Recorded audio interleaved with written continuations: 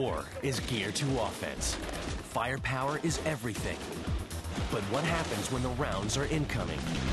You're going to need a good defense. And that's what Armour does for the soldier. Helmets are a critical part of his protective system. Everywhere the soldier goes, his helmet goes with him. But at the start of the 20th century, armies thought helmets were a sign of weakness. By 1914, most armies didn't even like the idea of wearing helmets. Not helmets that are going to stop or deflect a bullet. The army considered the helmet to be an emblem of cowardice and to kill offensive spirit. But armies decided they had to offer some protection. The British equipped their troops with the Brodie, the Americans with the Doughboy. This is the style of helmet that the British and Americans wore.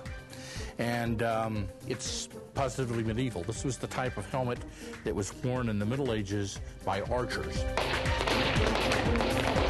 You'll notice the shape of the helmet is very flat. And the reason for that is it's not to protect against rifle bullets being fired from the front. It is to protect the head and shoulders and neck from shrapnel balls or shell fragments that are fired up in the air and explode. Concerned about troop losses, the Germans came up with an innovative helmet design that rapidly reduced the number of head wounds being suffered in the trenches. They adopted in 1916 the Stahlhelm, steel helmet. And as you can see, it's also known as the coal scuttle helmet because of its shape.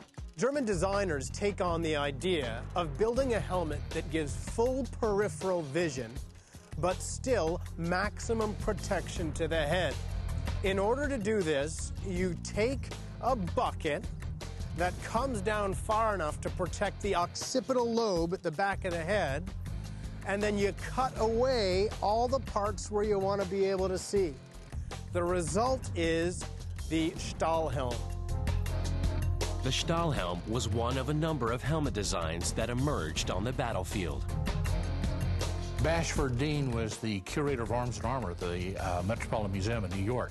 And he was a classicist. He dealt with Greek and Roman helmets and that sort of thing. But he was contracted by the American government to design helmets during the First World War. And one of the helmets he came up with was this. And it's positively Greek in style. And it's a very, very good helmet indeed. A couple of problems with it, however. One, it looks very similar to the German helmet of the period, and here's the German helmet. And the other problem with it is that once you had this on, you could not see, nor could you hear very well. Go, go, go! But 70 years later, the German design was back in fashion. The reason? Soldiers need to see around themselves on the battlefield. When the United States decides to get rid of their old washing bowl helmet in the 1980s and get a more protective helmet made of Kevlar, they use the same kind of methodology. The U.S. Army says we want to cover the maximum amount of the head and we want to cut away enough so that you can see. Helmets have evolved. Different needs, different shapes. And in the 21st century, they face new challenges. We're not facing someone who's shooting at us quite near as much. What we're facing is IEDs, improvised explosive devices, suicide bombers in vehicles. And so that threat is no longer the bullet, but it is blast forces. The pressure is on. If body armor doesn't adapt to the new danger, an attack could end in tragedy. The modern U.S. combat helmet is good at stopping bullets, but it has one major flaw.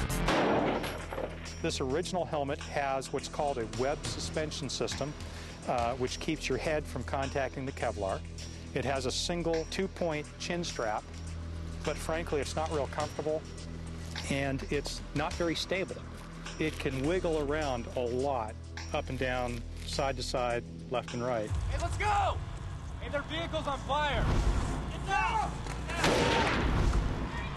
Medics from all of the services complain about the fact that when they run up to a troop and they've got this helmet on, they run up, and what do they do to take care of someone? They lean forward, and the helmet will slide down into their eyes. So to take care of someone, they take the helmet off. Now they're uncovered. We upgraded the helmet, and that upgrade system consists of a 4-point chin strap. The second part that we provide is a padded suspension system, and there are 7 pads that go into this helmet. I can hit this helmet really, really hard, and I am not hurt.